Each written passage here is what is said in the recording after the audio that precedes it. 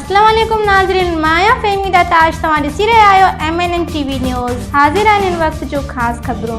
रोहिड़ी भरिसां ॻोठु बुड्ढो खान उमराणी जे रहवासियुनि जो बबरलो पुलिस जे नाजाइज़नि ख़िलाफ़ एहतजाजी मुज़ाहिरो कयो। हुननि चयो, बबरलो पुलिस असांजे रस्ते वेंदड़ माण्हुनि खे चेकिंग बहाने रोके असां लाइ धरती ठामो करे छॾी आहे। ॻोठाणनि चयो, ख़र्ची न ॾियण ते बबरलो पुलिस असांजे छोकिरे खे लाकअप करे छॾियो आहे।